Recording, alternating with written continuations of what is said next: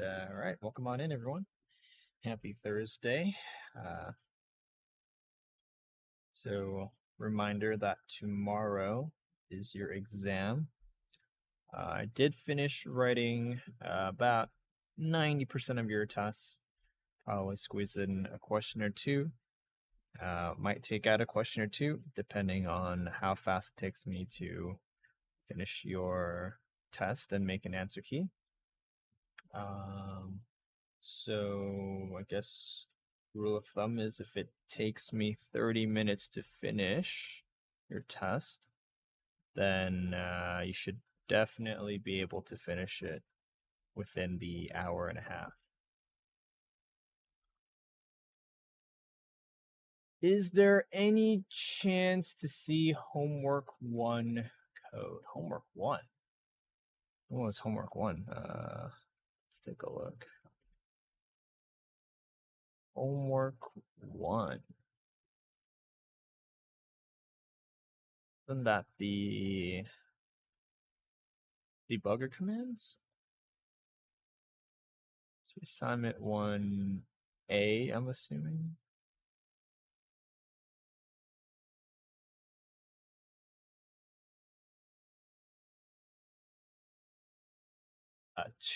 Homework 2 code. You can ask your TAs if they want to show you their code.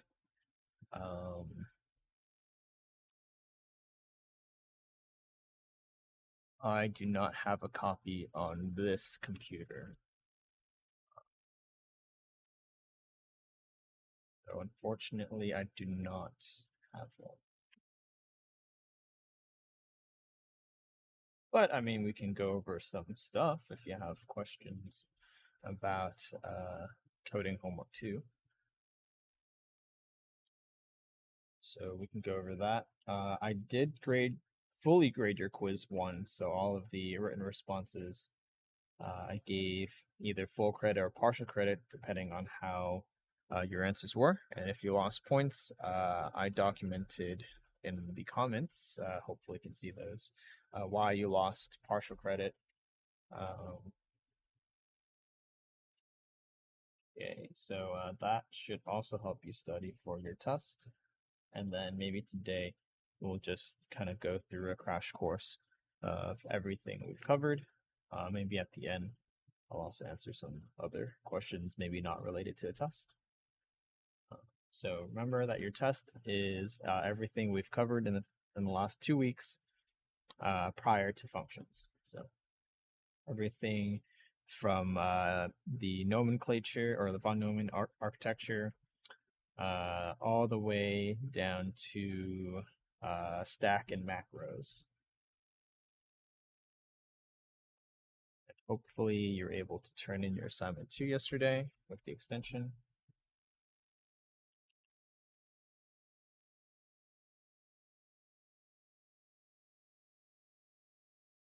So let me dig back to some notes.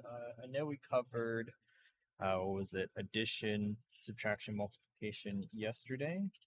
So perhaps today we'll finish off with the arithmetic instructions, and then maybe we'll backtrack to IEEE 2's complement, since we didn't cover that yesterday. And then I guess we'll move on from there. So let's see. Let's go ahead and finish off division. Sure. So let's finish off division.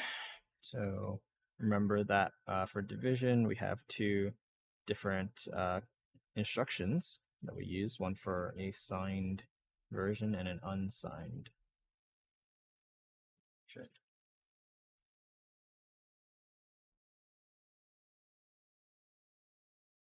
So remember that the signed version we'll use the idiv, and then for the unsigned, it will just use regular div. Okay, and then we put in your operand here to divide by, and we know that this is the equivalent of saying, depending on your size, right? So if you're working with bytes, remember that we have to use the AH and the AL register divided by your byte size, or 8 bits. If we want to divide by a word size, we need to initialize our DX and AX registers. For doubles, or D words, EDX, EAX. And then for lastly our quads, RDX, or AX, 64-bit operand. Okay, so hopefully that's not too new. What we did also include was basically, how do I start with let's say I want to do an operation like divide RAX by, let's say, RBX, right? So two 64-bit operands, right? In theory, this would have normally worked, but remember that in division, we need to have both registers initialized. So if RDX isn't sign extended yet, what we can do is we can call converts. In this case, my conversion would be using CQO, but remember that you also have CBW, CWD, and CDQ to convert bytes words, words doubles, doubles quads, and this one converts your quads into this RDX REX. So if I call CQO, right, after, let's say I have move RAX to something, let's say I have move RBX to something, right? If I call CQO, now what's stored in my register is the representation of 3, but between my two registers. Okay. Since let's just assume that this is a unsigned division, so we can just call regular div. We can also call idiv. It wouldn't really make too much of a difference here. And the result, remember that the quotient is stored into RAX, and RDX gets the remainder. So RDX will get the value of 1, and RAX will get the value of also 1, because 2 goes in 3 once with the remainder of 1. Okay. So maybe we should use a different example so that we can distinguish that. So here, RAX.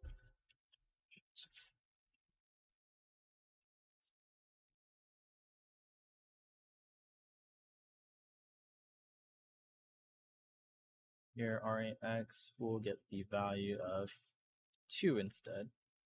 Then remember, this is your remainder.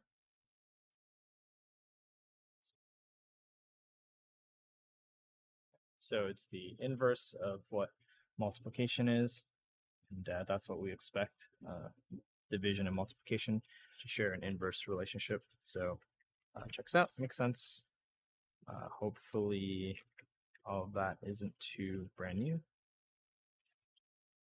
Okay, so that should be division. I guess we can maybe do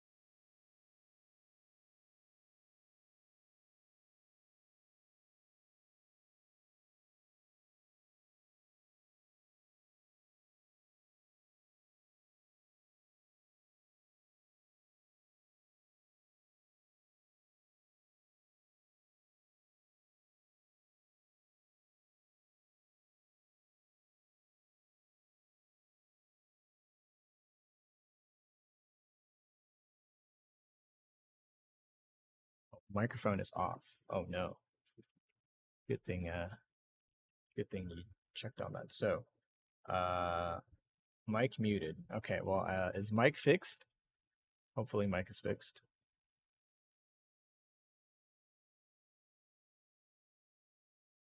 Yes, mic fixed. Okay, perfect. Okay, so let's go back a little bit to which part of the lecture, if all of the lecture was muted. You thought he was just focused? No. So here, what I'll do, since I don't exactly know where the audio got cut, after remainder. Okay. So after remainder here. Okay. So I'll just quickly recap this. Let's say we're given two values, RBX, RAX, 2 and 5 respectively. In order to do this division operation, because RAX right now is only a 64-bit operand, we need to convert it into a 128-bit by borrowing the D register. So we need to make sure that this D register is initialized. We can do that by calling CQO, which will take the value of RAX and convert it into this format. It'll assign extend RDX if it needs to, and then the div operation will be called since it is unsigned data, and then you'll have 2 as your quotient that will be stored into REX, and then RDX will get the value of 1. All right, so hopefully we're caught up to speed.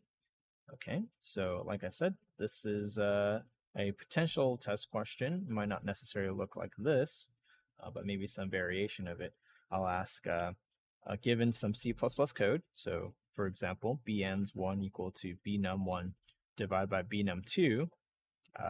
In this case, I specifically said it was unsigned.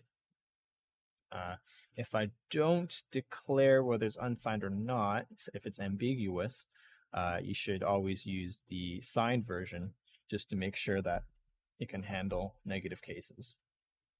If the data is given to you like this, and you identify that all your data will remain positive, it could be safe to use signed. Right. So in section.text, you don't have to write this on the exam. I'll assume that you're already in this part of the code. So if you were to translate this equation into code, this is what you'd have to do. So first, we identified that it is a byte size. So when we dereference our variable, we'll have to store a byte size worth of information, and we're going to store that in an 8-bit register AL. Okay. We're going to use the move command to move the value of 0, essentially zeroing out the AH register. The alternative to doing that, you could probably just do convert byte to word, and that would also do the same thing. Should we do a move RX0 before sending num to make sure it's initialized, or is it redundant? You don't need to initialize RAX because let's say if you're in the register, right? Even if RAX has, so let's say this is your EAX, this is your AX, and then your AHAL, right? So even if there's junk inside RAX, right? So this would be junk, and you didn't zero it out, right? You change the value of AL, which is this part right here. So what did we say? We grabbed the value of 5, for instance, right? So we changed whatever AL is to 5, and then we end up zeroing out AH by sign extension or by physically doing it ourselves. The contents of this doesn't matter because this part of the register is not going to be used. Same thing, right? When we were talking about the stack before, when we push, we have to push and pop 64-bit operands, right? Because that's how the stack memory is allocated, right? It's allocated by 8 bytes, which is 64 bits, right? So when you push, you have to push RAX. You can't push EAX, even if you only want the contents of EAX. So even if just this portion of EAX is useful to you, right? And the rest of RAX can be junk from like previous, use. You still have to push it, and then when you pop it, you have to pop something. Let's say you pop it into RDX, right? What you can do is you can just reference what you want, right? So like maybe move my answer. So if I only looking at 32 bits, then I'll say D word. Let's say my ands, right? I want to store my ands, but I only want the 32-bit portion of EDX, which is whatever we copied in RAX, right? Minus the junk. So this part is good, and the rest is junk. But when I'm moving, I'm forcibly selecting the part that is only good and not the junk part and storing it into my solution. So same thing here, right? I'm not going to be using the rest of my A register. So in theory, there should be no problems not zeroing out the entire register and just moving to using the lower 8 and 16 bits of your A register here. Okay. But I mean, if you want to be safe, I'm not going to dock you points. You can do it. It does not matter. Let's see. So where are we now? We are at move AH0. So now we have initialized our two registers correctly. Alternatively, you can convert byte to word. This one will be more useful when we're dealing with signed data, because it will sign extend if it is a negative. But because we know it's unsigned data from the given, we can just zero it out ourselves. Same thing.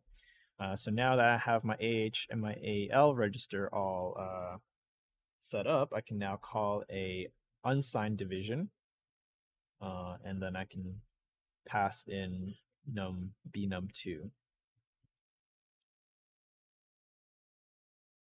And so now, whatever the result is, right? Our result says that AH will be where my remainder is. So AH will receive the value of 1, and then AL receives the value of 2. And then I'm only interested in the answer part, or the quotient part, right? Because that's not modulus. So I can say move. What size are we? Byte size. Byte. BANS 1 with the AL portion. If I wanted the modulo, right, I can move byte. Let's say we had a variable B remainder, and I can move AH there. So this one for division, this one for modulo. Okay. So hopefully that wasn't too new. Should all be review. And if it is new, maybe you have a lot of studying to do before you take the test. Okay. So that was division. So that will cover all of the arithmetic instructions. So including yesterday's review and today's review, we should have covered, so far, we've covered a move, right? We've covered add and subtract, mul and imul, and div and idiv, right? So we've covered all of those so far.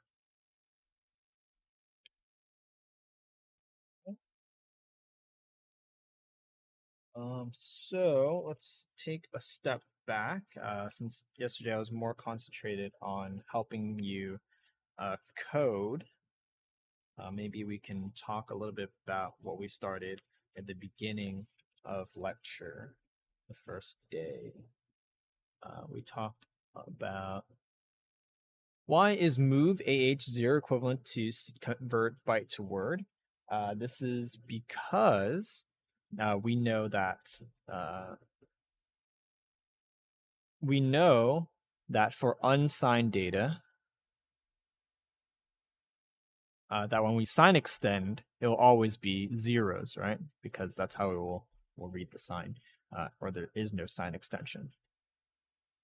And so like if I were to use CBW, it would just sign extend it to be positive, which is just all zeros. So both are valid ways of setting up that register. Just showing you an alternate method, but that only works if you know what the value of uh, your variables are. So in this case, I knew the values were all positive, so no worries. If it was signed, you would have a little bit of extra checks that you'd have to do if you didn't want to use this command, but the convert commands are very, what do you call them? Time saving. Is there anywhere in the book you would like us to look or review in? Generally, I mean, like all the topics in the book that we've covered are more or less in the textbook, right? So let's do that a little bit. So if we want to look at the table of contents, so let's see. We talked about architecture. So this was your von Neumann architecture, the data storage sizes. If you want to brush up on those, we'll do a quick review in a little bit. Data representation, so all your IEEE, your two's complement. If you want more examples there, there's some quiz questions as well that might help you, study for your exam. My questions aren't going to be they're going to be more or less the same amount of difficulty as some of the quiz questions you see here. Tool chain. We didn't really go through the tool chain into detail just yet. We just briefly mentioned about the steps with the assemble, the linking. So here's how to do some addressing stuff.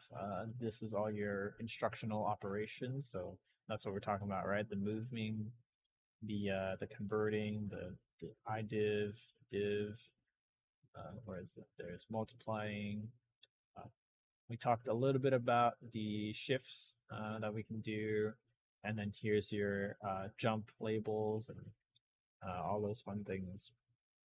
So if you want to look more into it, just look at it by the section name. Usually, I'll give you roughly what chapter the topic we're on currently is in the textbook. So if you wanted to brush up more or have a little bit more information, you can always check there. So macros in chapter 11, a stack in chapter 9. We didn't really go through program development, but maybe this might help you. Let's see. Program. This kind of tells you a little bit about some of the things you might try to do when you're looking at a program. But more or less, all the information that we cover in class, you can also find in your textbook. Will macros be on the test? Yes, macros will be on the test. So everything before functions will be on the test. So if we look at a track record, let's see. So we covered, what was it? Architecture. We covered data representation. So this is like two's complement, IEEE. We talked about like registers and sizes, right? All that stuff. After that, we did the basic instructions, right? So we did move. We did the arithmetic, right? Add, subtract, multiply, divide.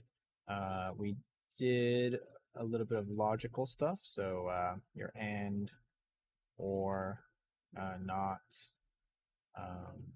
and then the shifts, right? So shift, left, right, those. Rotate. And then after that, what did we cover? Oh, somewhere in here, we also talked about the anatomy of an assembly file, right? So data is where you store initialized data. BSS for uninitialized data is where you store your instructions. Okay. Then we went ahead and talked about jumping, right? Jumps and conditions. We also talked about, so there's like compare, right? Then after that, we talked about, I guess the loops kind of fall into this. Then we talked about the stack, and then we talked about macros, and that should more or less be everything that's on the test in terms of topics.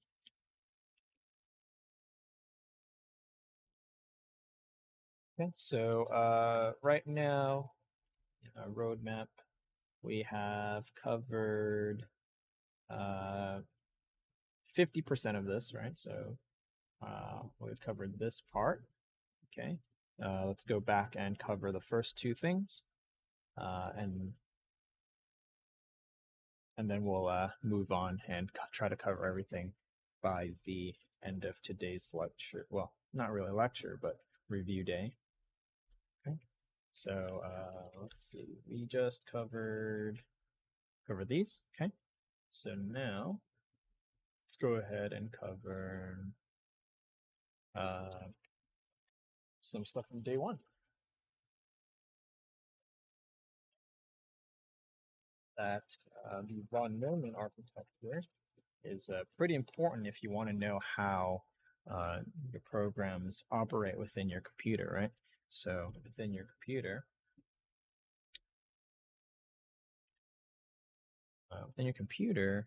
first we start with something CPU, right? Remember that the CPU comes with these built-in things called registers, right? So remember your general use registers, REX. Sometimes you'll have your stack pointer, next instruction pointer, all these other registers that you interact with. Okay. So when your computer wants to do something, they'll usually store some things in registers, and then those registers get operated on. Okay, so your code, when you load up your code, it will exist inside primary storage. Right. So usually that will be RAM. So primary storage, this is where your code exists. And then remember, we did a little bit of a snippet of what a code might look like inside RAM. So maybe your code is somewhere here in RAM. Remember that for each code, we have some room reserved. And then we start with the text, top text, then the data, then the BSS. Then usually the heap will start after that, and then the stack somewhere up top. Remember, this is higher memory, this is lower memory, and as long as your available memory, right,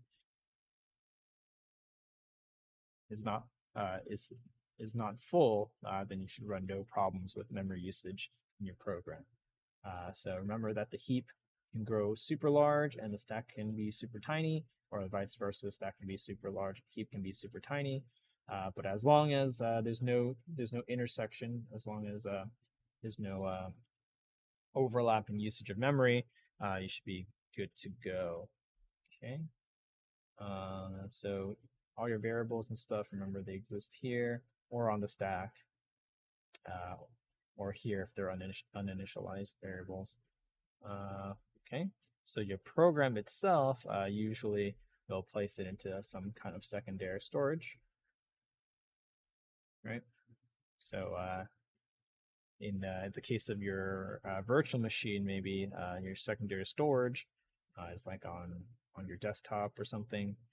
So these are usually like your hard drives or solid state drives, maybe a USB, something that can be considered external, I guess. Use external storage. So now the main difference, remember, between primary and secondary storage is that one is volatile, volatile, and one is non-volatile. So remember the difference. If you power off your computer, volatile memory gets erased, doesn't retain information, but non-volatile memory stays in here. So all your programs, your games, or whatever, music files, they're all saved, and they don't get deleted upon power down. Okay, and then the last thing from the von Neumann architecture is second to last thing. So remember the I/O devices, right? So like your mouse and keyboard, I/O device, your monitors. So this is how the user would give input to the computer. And then all of this is all linked by something called a bus or an interconnector.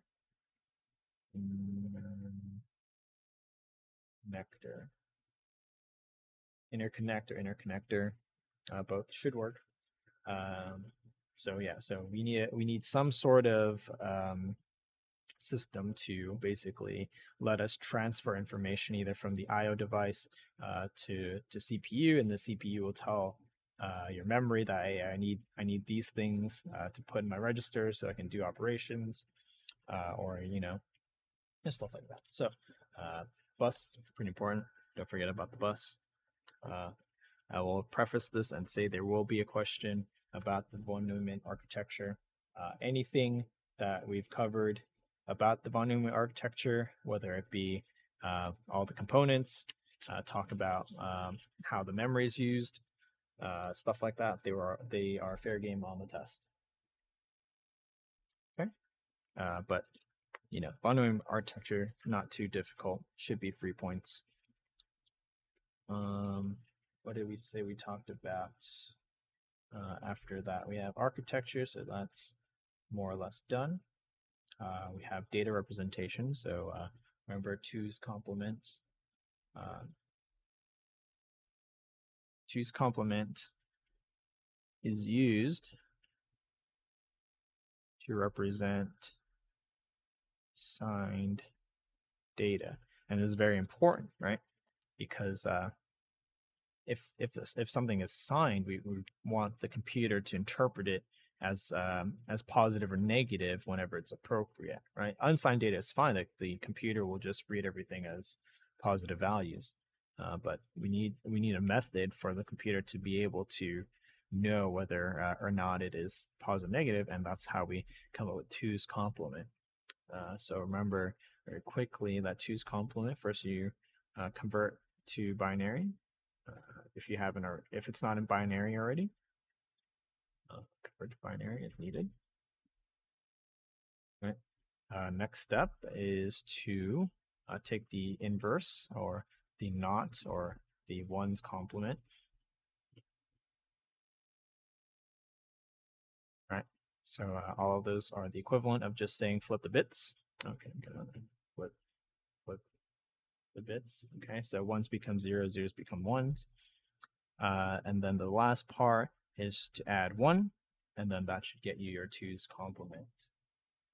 So maybe, for example, I might on the test say, okay, what is the 2's complement of -4 that is written in decimal?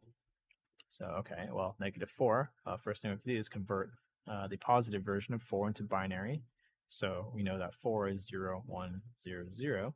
And just for the sake of sign extension, we'll also include a bunch of zeros before it. Okay, so that is 4 in binary. Now we've got to invert it, right? So 1, 1, 1, 1, 1, 0, 1, 1. Okay. Then all we do is add 1. Okay, sure. So that's 0. Then we have to 0 again, carry the 1, and then we just finish it off. So 1, 1, 1, 1. So this is the equivalent of -4 in binary, and that the answer asks you in hex, very simple, just divide into 4 bits. Each 4 bits represents 1 hex value, so 1111 is 15, so I know that is F. And then what is this? This is 8 and 4 is 12. 12 is C. So my solution should be FC. Okay. That shouldn't be overly too difficult, hopefully. There will be a question of on 2's complement. Remember that is primarily used for to represent signed data, or signed data on your machine. Okay. 0xFC is preferred because you're telling that the solution is in hex. I mean, if it specifically asks you to write it in hex, I guess it's implied that your solution will be in hex. So that should also be fine, I guess. But it's just nice to write the 0x in front. It's good practice. Okay. We have 2's complement, or we already did 2's complement. We have IEEE floating point, 32-bit floating point precision. You can extend this to 64-bit using a similar algorithm, but you might need to do 1 or 2 extra steps. And the textbook may or may not have an example of 64-bit, but because you're going to be doing this by hand, we'll stick with the 32-bit version to make life a lot easier for you. So this is, I'm notorious for messing these up on the quizzes, but the structure of it is fine. So in the first bit, so if this is 31, so 30, right? So the first bit is used for telling the sign. Right, the next 8 bits, so this right here, this 8 bits is used to express the biased exponent. And then the last 23 bits will be saved for your fraction or your mantissa. If you want to be fancy and call it that, it's perfectly fine. Remember that for the sign, right? 1 indicates a negative and 0 indicates a positive. The biased exponent, the formula for the biased exponent is equal to 127. This is a fixed number. We cannot do anything about it. Plus your exponent value. And then your fraction is basically everything to the right of the decimal, right? So this is the stuff right of decimal. Okay. So if we were to take an example, right? Let's say your biased exponent was 1 0 0 0. It's 4 0 0 1 0, right? So this would be, I guess we'll take an example like that. And then maybe your mantissa was 0 0 1 0 1 1 0 0 0 0, so forth, right? Until you hit 24 bits, or 23 bits, sorry. Okay, so this would indicate that your biased exponent is 128 plus 2, or 130, which is the equivalent of 127 plus 3 if you do a little bit of algebra. So we know that your exponent is equal to 3. Now we take the fraction apart. So 1.001011. So we know that we need to move the decimal 3 places to the right because of our exponent 3. So 1, 2, 3, like that. So the result of this would end up being, let's just give a little bit more space. So let's go ahead and move this over. Select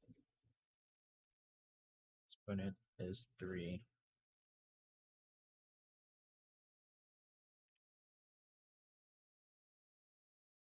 So that would give me number 1, 0, 0, 1, 0, 0, 1, 1. Okay, then we just have to convert that back into decimal if we wanted to figure out what that was. This is 1, 2, 4, 8, 8 plus 1, so it's a 9 point. This is a quarter, which is 0.25. This is 0.125, which is an eighth, so 375. So this is the equivalent of 9.375. Then we got to check our sign. Our sign says it's positive, so that would be the so this right here, written in IEEE, would be the equivalent of 9.375. So on a test, you might be given the IEEE form, or you might be asked to convert the decimal to IEEE, and then write it as a hex value. So we did go over converting hex values a little bit earlier in the class. I don't know if anyone needs help with that. Shouldn't be too hard, hopefully. If you do need a review on how to convert something to hex, I guess you can just let me know in the let me know in the chat, and then I'll go over an example. But I'm going to assume everyone can do that relatively easily. So I will, for now, move on to maybe a quick review. Okay, fine. Okay, so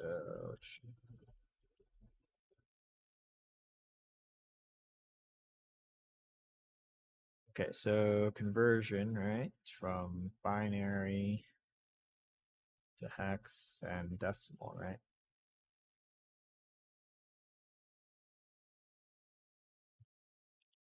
So the easiest ones to do are probably going to be binary to decimal, or vice versa, and binary to hex, like that. So that's usually how I would do it. So if I have a number in decimal, I'd first want to convert it to binary and then convert it to hex, because it's just easier. I remember that in any base, right? So this is a base, we'll call it base n, right? Let's move the decimal here. Sure. So the first value to the left of the decimal is always going to be n to the 0th power, n to the 1st power, n to the 2nd power, n to the 3rd power, so on and so forth, n to -1, n to -2, so on and so forth. Okay. So all that's saying is whatever value here, so let's say I have A, B, C, D, E, F, G, doesn't matter, right? So the lowercase variables are just to tell me that they are some integer, or some integer. So let's say if I have a number that was this, right, D, C, B, A dot, or point E, F, G, essentially this is telling me I have D many n to the 3rd powers added with C many n to the 2nd power, B many n to the 1st power, A many n to the 0th power, plus E many n to the -1th power, which can also be written as 1 over n, plus F many 1 over n squared, and then G many 1 over n cubed, right? And obviously you would just have to calculate what these fractions are to know what to multiply by. So that algebra might look super scary. So if we do just a normal example, if I have 1, 2,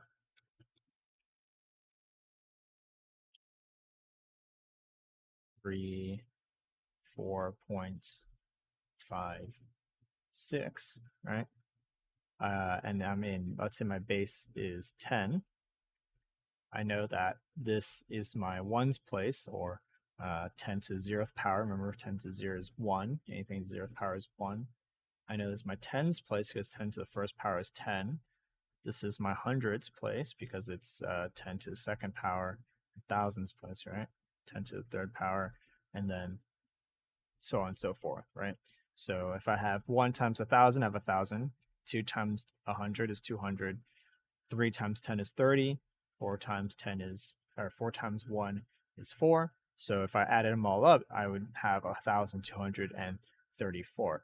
That's all nice because it's in base 10 and we're used to base 10. If we were to just do, let's say if I wanted to have 15 in binary, right?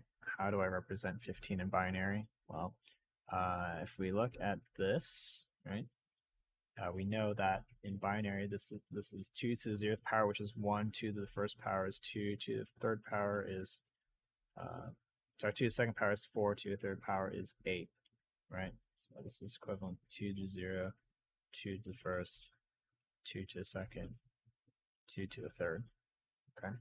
So what I have to do is, I guess I'll do one more, 16, right? So 16, 2 to the 4. So the way you can think about this is, okay, well, first you start off with your highest bit or your largest bit. And you say 16. Well, how many times does 16 go into 15? You say, okay, well, it goes into 16 or it goes into 15 0 times because 16 is larger than 15. Okay, so I'll have none of these 16s, right? If I go into 8, I look at it and say, okay, well, 8 goes into 5, okay, so once. And my remainder is 7, okay, so now I have to move on, right? So now I look at 4 and I say, oh, 4 goes into 7, okay, I can go into it once, and then I'll have a remainder of 3, okay. 2 can go in here, and then 1 can go in here. So to convert 15 into binary, 15 into binary is just 1, 1, 1, 1, right? 5, 2, 0, okay? So 0b for binary, 0x for hex, okay? Now if I wanted to convert to hex, right? I know that I can take 4 binary bits and convert to hex, right? So I know that 0 through 9 in hex is the same as decimal. They're just 0 through 9. For 10 in hex, because we want it to be readable, we instead of using 10, that can be confused in base 10, we'll just use A to represent that. 11 is B, 12 is C, 13 is D, 14 is E, 15 is F, right? So I know that this is 15 in binary, which means I can just convert this to F, right? So let's say I had a larger number in decimal and I converted it into hex, something like this, for instance, right? What I can do is break apart these things into 4 bits. I know that this is the equivalent of 8 plus 2 plus 1, which is 11. So to write 11 in hex, it'd be B. I know that this is 2, and to write 2 in hex, it's just simply 2, since it's less than 10, and we just use the number. Okay, so in hex, this is the exact same thing. Okay, and if I wanted to convert this number to decimal, right? Okay, so this would be, so everywhere I see a 2, and say, okay, this is, or a 1, I would have to add it, right? So this is 1 times 2, which is 2. I have no 4s, no 8s, 116, 132, no 64s, and 128, right? So I have 128 plus, so that's 130, 130 plus 48, right? So 130 plus 48 is 178. So it's the equivalent of 178 in decimal. Okay, so that's how you kind of convert everything from binary to hexadecimal. They're all related in some way. It's just how we represent the numbers in different bases. Shouldn't be too hard, but you will need to at least do the binary to hex conversion relatively with ease because that's it's an easy way for us to kind of read data. So all these large strings of binary data. Okay. So hopefully that is sufficient for your review on base conversion. So we did architecture, we did data representation just now. Oh, one more thing about data representation. Just remember the size of your data, right? So a byte is the same as 8 bits. A word is the same as 16 bits. D word or double word 32, and then Q word or quad word 64. Okay. So each byte of data, right? It's 8 bits.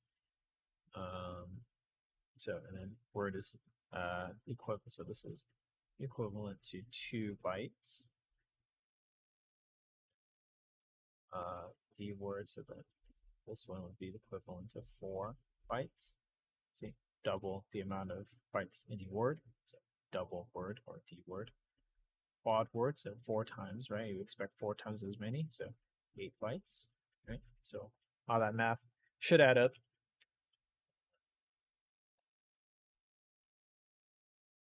Okay, so that should be good for data representation. Remember, if we were to declare them as variables, this is what they would look like, right?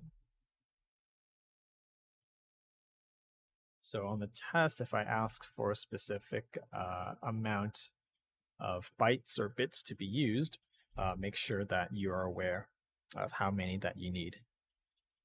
Okay, and in general, I'm pretty sure I put reminders in the test, but in general, C++ integers, or whenever you're converting code that is from C++, you'll be using integers, and integers are 32-bit signed data. So just keep that in mind. Here, I guess I'll make a note.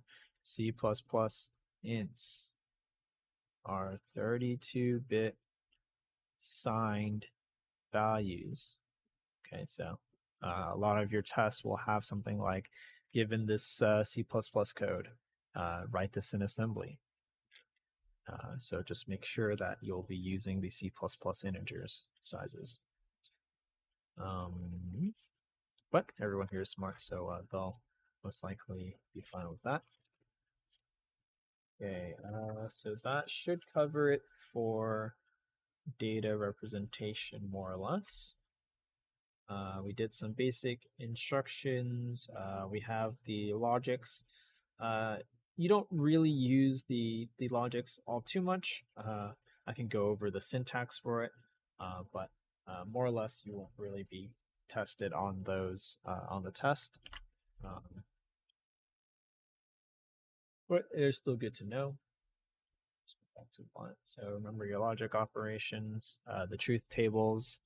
I'm not going to go over the CPE 100 stuff, but your logic operations and some operand or some operand and not, well, you take 2 operands for these 2, right? And op1, op2,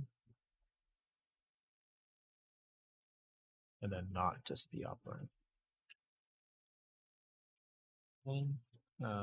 So they do exactly what they are intended to do. They will do the bitwise comparison or operation on them.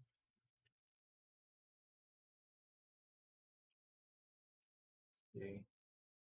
What else do we have to cover?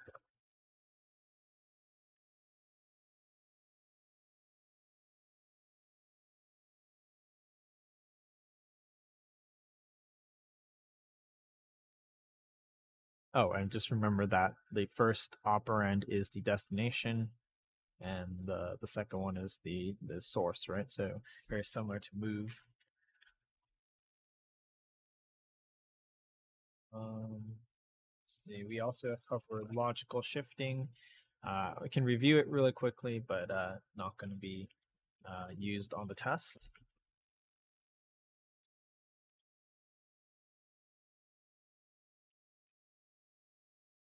Shifting, we can either shift left or right, and there are two different shifts. We have a logical shift and an arithmetic shift. So general shift left, destination, and then some immediate value, or shift right, same thing. You can also use, you can also store the value into CL, so /CL. Okay. So if I wanted to, for example, we can say shift left, let's say AL by 1. Okay, well, let's say AL was the contents of AL, so maybe we move AL to be value of 2, for instance, right? So when we shift left, let's first write AL into binary. So PL in binary would be 0, 0, 0, 0, 0, 0, 1, 0. So remember that we have 8 bits in a byte. So here's my 8 bits of binary. So 2 here. So if I call shift left and I move the bit by 1, all my bits go this way. So I'll be greeted with an extra 0. And then I'll have 0 here, 1 here, 0, 0, 0, 0, 0. And then the last bit gets deleted, right? So now this is my new value of AL, which when we do that, remember shifting left will multiply by a power of 2, and shifting right will divide by a power of 2. So in this case, we multiply just by 2 because we only shifted once, so we get the value of 4. Okay. Similar things with arithmetic shift. You'll use the SAL or SAR commands with a destination and an immediate, or a destination and a CL. Okay. So same rules apply, except that the arithmetic shift will preserve the sign in the front. We also talked about rotate. Rotate, same thing. Rotate, destination, and immediate. We also have rotate left, destination, immediate, or CL. So in this case, it's CL.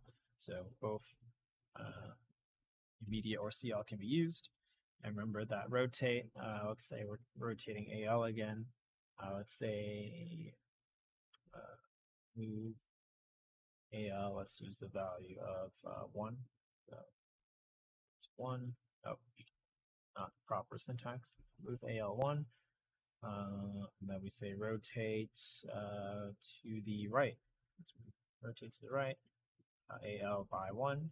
So if we look at AL again, so 0, 0, 0, 0, 1, we expect that the last bit of AL will be rotated to the front. So the result of AL will be 1, 0, 0, 0, 0, 0, 0, 0. So AL is now okay.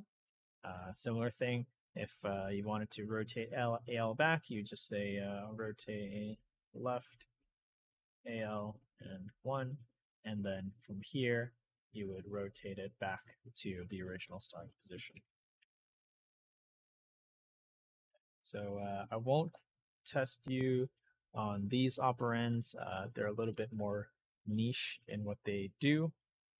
We've already gone through a good amount of examples, so I don't feel like we need to test them. But we are going to have our test questions on your control instructions, right? So instruction. So any questions so far? Hopefully everything is with you. So we covered basic instructions. Anatomy of the ASM file. Nothing too much you need to know. Just know where to store which parts of your code, your data, your uninitialized data, maybe where the macro goes, just stuff like that. If you've been doing the homeworks, you should more or less know where things fall in. So don't really have to talk about this too much. So we'll do jumps, stack, and macros, and then that should conclude the review for today. So remember control instructions. These basically help you make things like if statements or if else or like loops, right? Generally, they follow some kind of condition. If it meets that condition, we will execute code depending on that, or not execute code. But remember that if and else don't exist in assembly. So what we have to substitute them with are things called conditional and unconditional jumps. Okay, so remember that first we have to have instructions to jump to. So what we have in assembly are things called labels, which let you target where to jump to. So remember, for labels, we just have a label name. That's how you define a label. And then you precede it with a colon. And remember, the most important thing about labels is labels can only be defined once. And that's very important when it comes to macros. And we'll cover the review for macros in a little bit, but remember that labels can only be defined once, which is why when we're doing code for macros that involve labels, we have a special command or a special set of symbols we have to utilize. Okay, so let's go ahead and talk about the unconditional jumping first. Unconditional jumps. Okay, so these jumps are very useful because they'll just say jump to a label, right? So no condition needs to be met. It doesn't have to compare anything. Just straightforward, go to this location of the code where the label is. So very useful for when you want to break out of a certain part or maybe a loop. You can do that.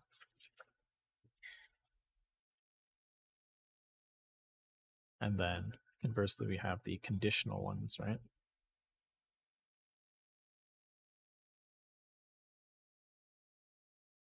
Okay, so these will help you functionally make your if statements, right? So you'll basically first need to do some sort of a comparison. Remember, we talked about the comparison functions. We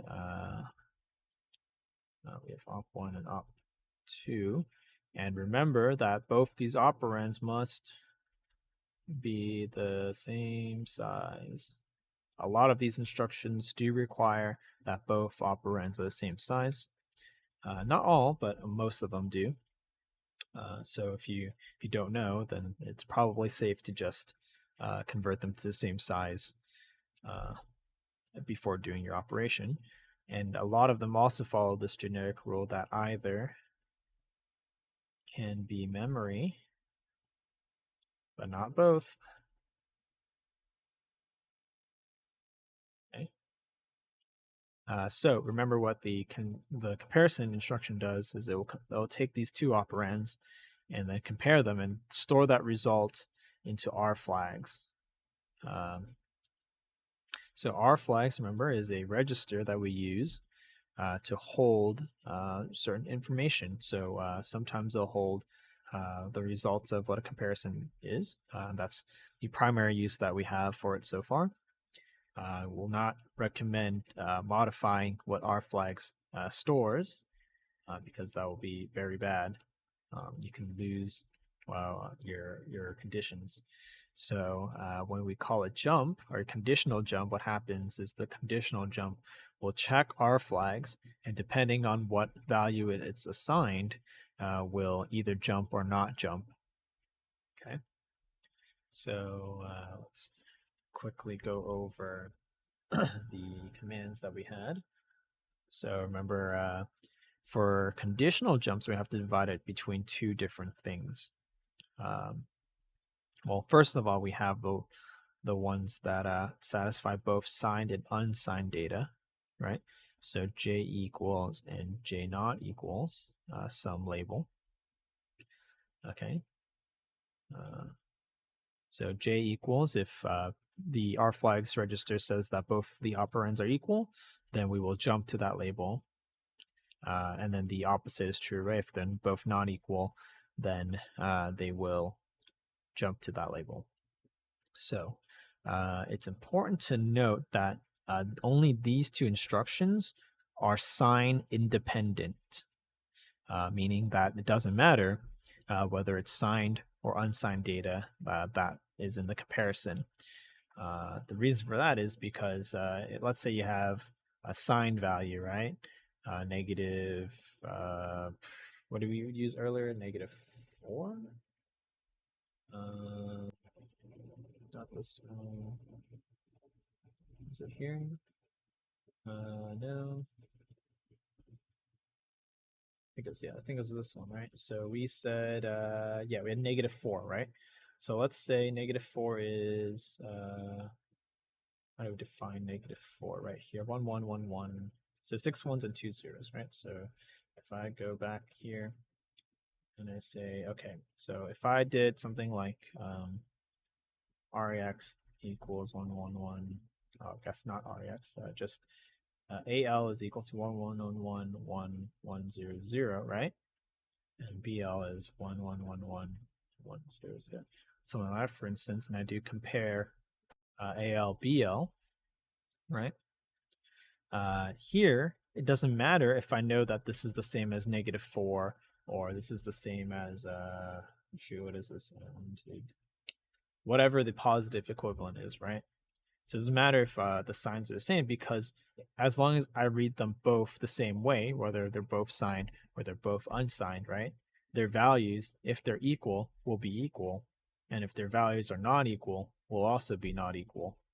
So here, it doesn't matter whether the data is signed or not, because of how the data is represented and whether or not that representation is important. That's basically why we don't need separate instructions for equals and not equals. However, the same is not true if you want to do a comparison when something is greater than or less than, right?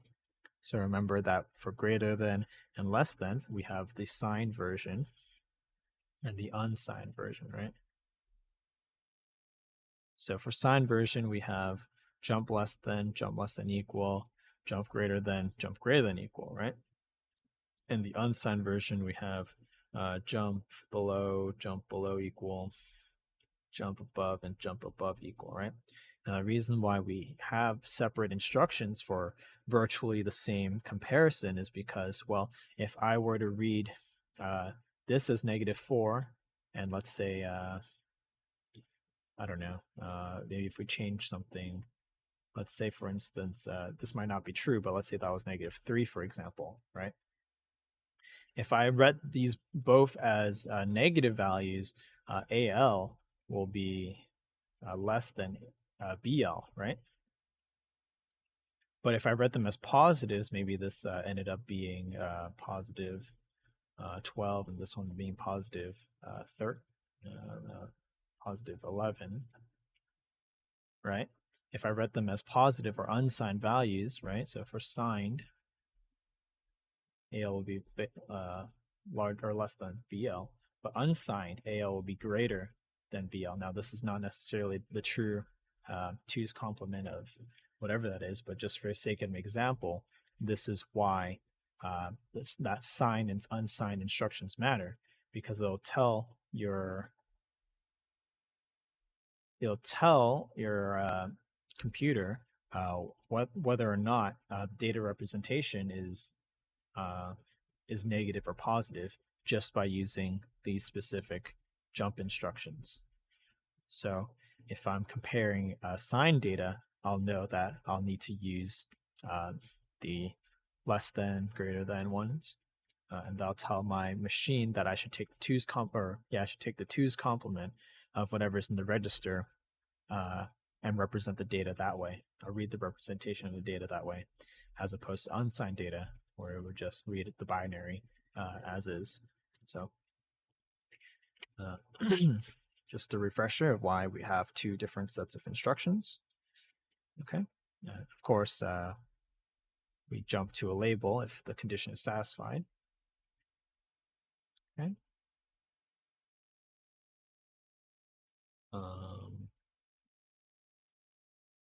Let's see. What else did we talk about? I think we just need to do loops. Loops. Okay. So loops is pretty simple, right? Once we have our conditional, once we have a condition, all we kind of need is some way to terminate the loop. So usually we're thinking of like the for loop, right? We have some kind of a counter. So all we have to do is maybe have, so maybe we can move, so oops, right? So maybe we can move RCX to some counter value, the word counter, right? You can predefine it, you can initialize it, however you want to do it. And then let's say we have a start, right? Start loop. I don't know if start's a keyword, but start loop. And then we have some code to do stuff, right? And then we want to run the loop again. So what we have to do is we should decrement RCX, right? Our counter. Let's say decrement RCX. Then we have to compare RCX with 0, and then jump not equal to 0, right? So as long as RCX remains a positive number, that's how many times left we have to run the loop. And then we jump not to 0. And then the label name, right? So we have to do jump not equal to label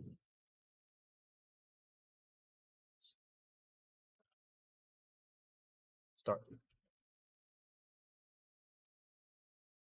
So jump not equal, right? And we compared it to 0. So if it's not 0, we jump, do that. So that's how you would do a loop. And then remember that we have a loop command. So all three of these instructions will be the same, lowercase, will be the equivalent of saying loop and then start loop. Remember that start loop will just decrement RCX compared to 0 and then jump not equal. You could do it yourself manually if you didn't want to decrement your counter. Maybe you wanted to increment your counter. Maybe that makes more sense in your algorithm. You're more than welcome to make your own conditions to replicate some kind of a looping mechanism. Let's see. Someone says, can you repeat the condition statements multiple times for one compare? Like the info stays in rflags. Let's repeat the condition statements. I'm not sure what you mean by that, but every time you do a compare, rflags will be stored. Rflags will store the value based off the comparison, right? If you were to call this JNE start loop, right, and then you call the JNE start loop again, our flags might have changed somewhere along the way here before you got to that instruction, and this may not bring you to the top of the loop anymore, right? You don't know that, so it's important when you declare a jump to have it proceed immediately following a comparison, because that will ensure that there would be no way to modify our flag. So maybe what happens here is first time I jumped, right? Our flags got modified again, and then the second time I don't jump. So yeah, no, don't try to use the same comparison more than once. You just want to compare, then jump. I mean, it's okay to reuse it inside a loop as long as the comparison and the jump are next to each other. Okay, so that is more or less looping. I should have plenty of experience with looping through an array by now, so maybe that might be on a test question. Let's see. And the last thing to talk about is the stack, right? And the macros. I think we have just enough time to do that. So let's.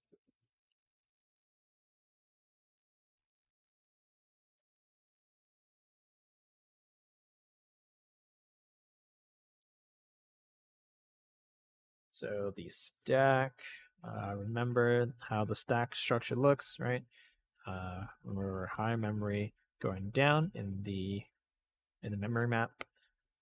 So the RSP, remember, is used to store the stack, the current top of the stack. Okay, and until we move on to functions, where RBP technically stores where the stack arguments are, the RSP will always point to the top of the stack. Okay, and remember that in our structure, whatever we push and pop, right, follows the last in, first out, right? Last in, first out. Okay.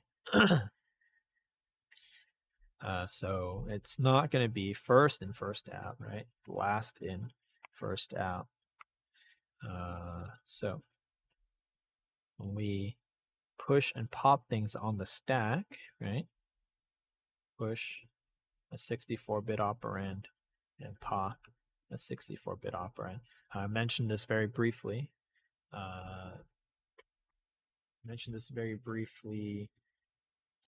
In which section was it? When we're talking about registers, I think it was like a division or something.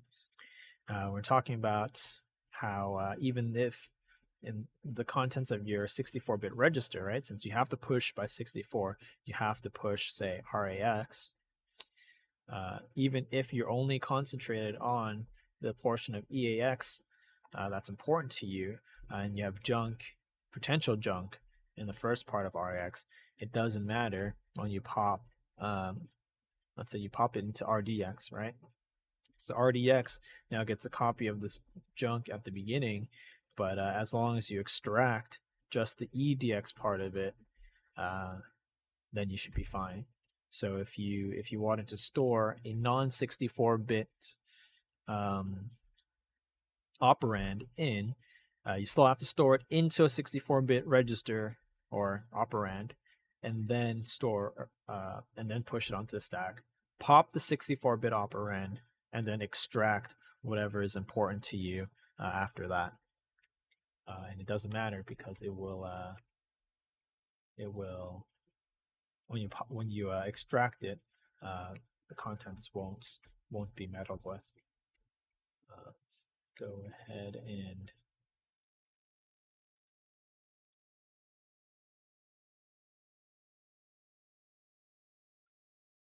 so I think we don't need an example of pushing and popping things off on the stack, hopefully. As long as you follow the LIFO structure, then you should be fine. But what I will talk about is how push, so this is one of your test questions. Can you put everything on a stack into one register with a single command? I'm not sure what you mean by that. You might need to elaborate a little bit more. But while you do that, I'll quickly go over what the push command is actually doing. So remember that the push command essentially has to first decrement the address, right? Because remember, we're in high memory. If this is address, if the top of the memory is address, say 64, right? In order to store an item, I need to be right here. right? So I need to decrement by 8, which is 8 bytes, which is the size of my operand. So decrementing this by 8, I'll be at address 56, for instance. Okay. Now that I'm pointing to an address that has 8 bytes of memory to store, because memory stores upwards, but the stack is implemented downwards, we can now copy the contents of our operand into where the address of RSP is. Okay. And then conversely, we have to pop, or when we're popping, first we have to copy whatever RSP is into our operand, and then we have to update our RSP. And instead of going -8, we're going up 8 because now we've removed the item on the stack, right? We've removed this item on the stack, and we need to get back to original top of the stack. So you put 25, then 75 on the registry. You can put 7525 on RAX somehow. Oh, I see what you mean.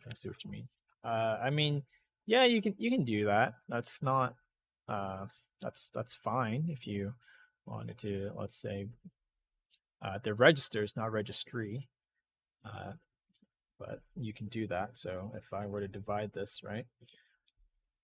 Let's say if I wanted to say store AL as 25 and store AH as 75, right? So that should theory work. And then you push the entire thing. Doesn't matter what the contents of this is, but you have to push the whole thing in. I'm getting view botted. So go ahead.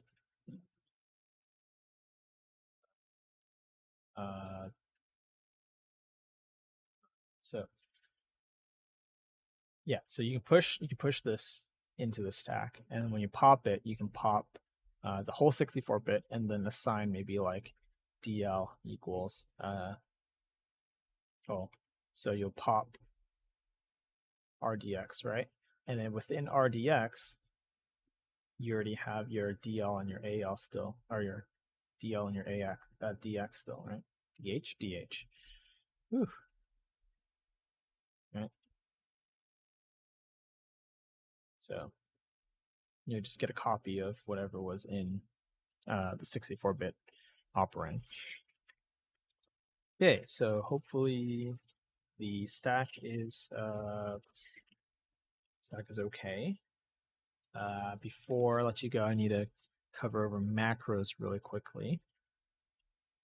So remember macros, what they do. So macros, what they do is they will copy and paste the macro code, which is important because if you have labels in your macro code, it's important that you formatted how we were talking about earlier, with a double %sign. Otherwise, the label will not be a unique name. And remember, we just covered over labels. Labels must be unique and defined only once. Otherwise, your instructions aren't going to know where to jump to, right? Which version of start loop are you referencing? That's why you need a unique label name. So what happens is you have to do the special instruction for it, or special characters for it, right? So let's go ahead and talk about defining a macro. So name, and then the number of args that you want to pass, right? And then you'll have your code here. If you have a label, you'll have to do something like double %, right? And then label. Okay, and if you're referencing the label, same thing, you'd also have to reference it with double %. If you want to reference the argument, right, you have to do percentage and then the arg number that you're referencing. So for example, if I call a macro, say sum, and then I pass in 3 things, A, B, and C, right? Somewhere in my code. So right here, I'm invoking the macro, or I'm calling the macro. Okay, so in my macro, I need to refer to A as %3 or %1. I need to refer B as %2. And I need to refer C as %3. Okay, so that's what this is. And the number of arguments in this case would be 3. One more thing is that macros must be, we also need the end macro. One thing is that the macro must be declared on the top of the program. But other than that, that should be it for macros. So if I have a jump, let's say jump not equal to percent label, that's how you would define it. Maybe we'll do a compare %1, %2, something like that, right? Okay, so that should be more or less macros. Are there any questions about any of the review material we went through today?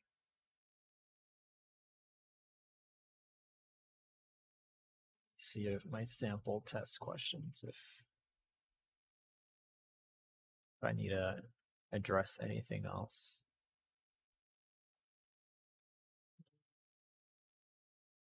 Tomorrow's the 18th. Okay.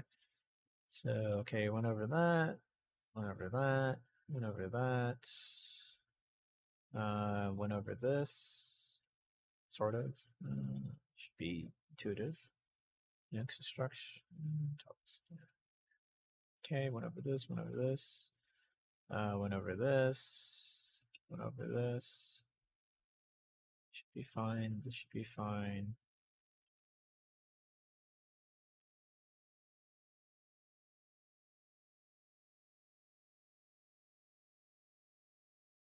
Yeah, so just make sure that you know.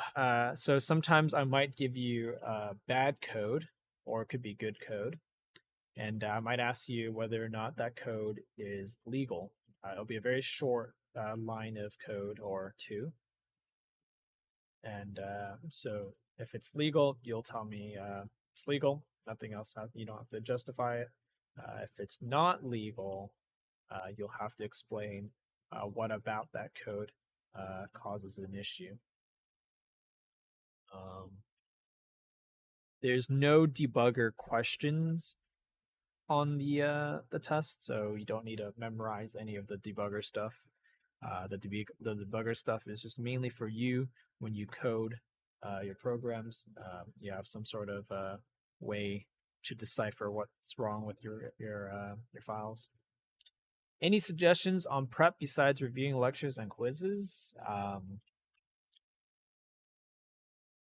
Honestly, if you're still feeling unsure, I would just read the textbook on the sections that you want to polish up on.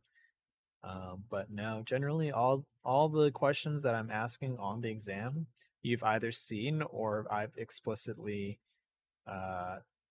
said that, hey, this might be a question on a test or something like that. Or it's just a coding question. So like I'll give you a small C++ code like we did earlier with the division, I think, right? Was it this one? No, not this one. The layer before that, so this one. So like maybe I'll give you a snippet right here.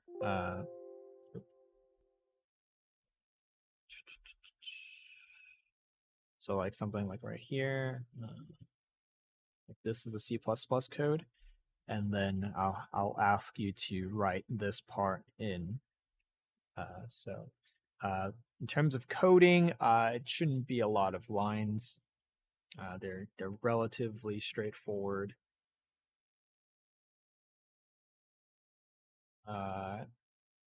Some of them might even be examples from previous lectures. Who knows?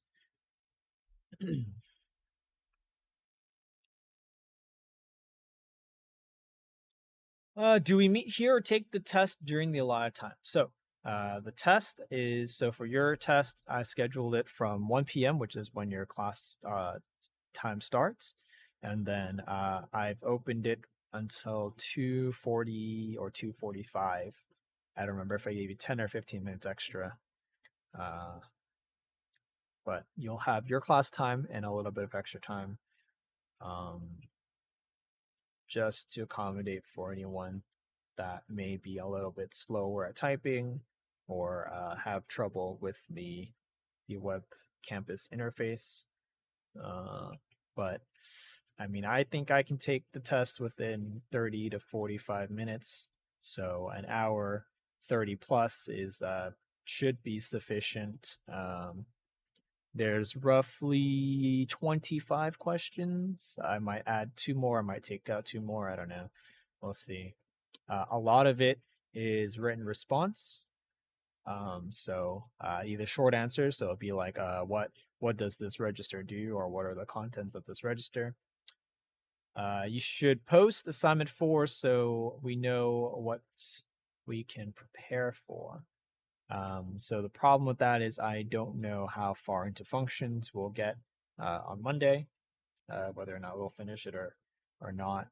I don't think you guys are ready to code functions just yet, seeing by how assignment 2 went. I don't want to pace you too fast where you can't catch up. So I'll gauge it on Monday and maybe assign it on Tuesday and let you have the weekend to finish it just like usual. Or I might just make a smaller assignment, but they should more or less be the same. Assignment 4 should more or less be what you're already used to doing. Maybe we'll add some new instructions that we'll learn along the way, but it won't use functions. You could use a macro maybe,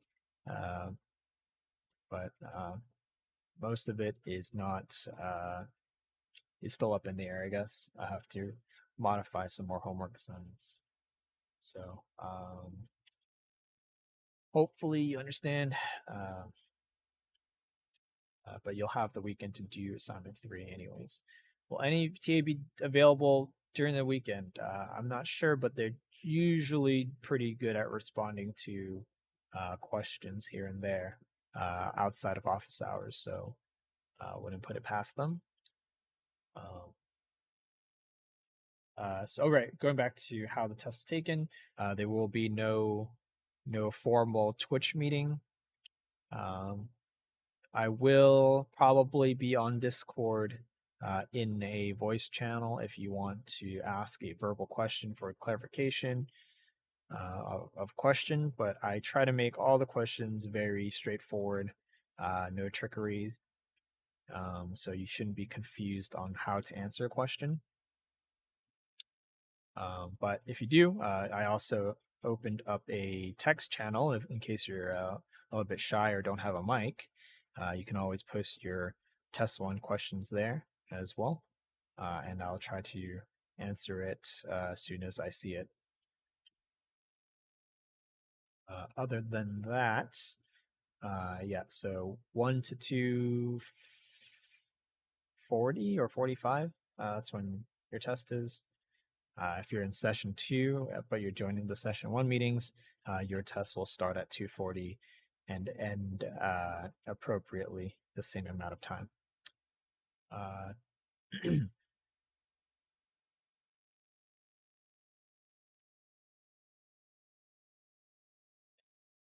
I mean, the TAs also have office hours 2 hours before the first class and 2 hours after the last class. So and they're usually there from Monday to Friday at those times. So if you want to catch them there as well, that would be your best bet. Can't say anything about weekends. But generally they do a pretty good job at answering questions throughout the day, every day. Okay, so that said, I will end the recording here. Good luck studying for your exam. And I will see you maybe tomorrow. I will be on the Discord, maybe grading some or regrading your quizzes and maybe giving you some extra credit on assignment 2. All right. Okay, so enjoy the rest of your day. Make sure you take your test at your class time. All right. I will see you all later.